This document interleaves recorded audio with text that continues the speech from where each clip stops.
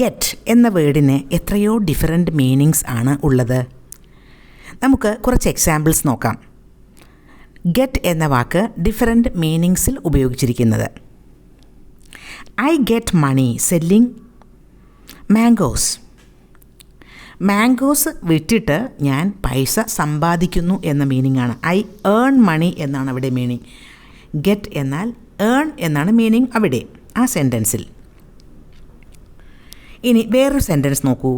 He gets to work on time.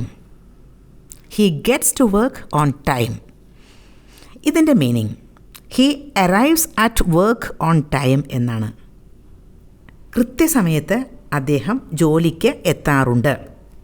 അപ്പോൾ gets എന്നാൽ arrives എന്ന മീനിങ് ആണ്. Get me a fork please എന്ന് പറഞ്ഞാലോ, എനിക്ക് ഒരു ഫോക്ക് കൊണ്ടുവരൂ. Bring me a fork please എന്നാണ്. I don't get quantum mechanics. എനിക്ക് ക്വാണ്ടം മെക്കാനിക്സ് പിടികിട്ടുന്നില്ല. ഐ ഡോണ്ട് അണ്ടർസ്റ്റാൻഡ് എന്നാണ് അവിടെ മീനിങ്. ഗെറ്റ് എന്നാൽ അണ്ടർസ്റ്റാൻഡ്, മനസ്സിലാവുക എന്ന meaning. I got an offer for my car. എനിക്ക് എൻ്റെ കാറിന് ഒരു ഓഫർ കിട്ടി എന്ന് പറഞ്ഞാൽ ഐ റിസീവ്ഡ് ആൻ ഓഫർ എന്നാണ്.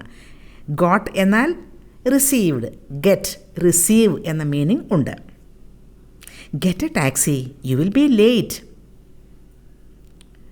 ഒരു ടാക്സി എടുക്കൂ, നിങ്ങളല്ലെങ്കിൽ ലേറ്റ് ആവും എന്നാണ് അവിടെ പറയുന്നത്. ഗെറ്റ് എ ടാക്സി എന്നാൽ ടേക്ക് എ ടാക്സി. അപ്പോൾ ഒരുപാട് മീനിങ്സ് ഗെറ്റ് എന്ന വാക്കിന് ഉണ്ട് എന്ന് മനസ്സിലായല്ലോ.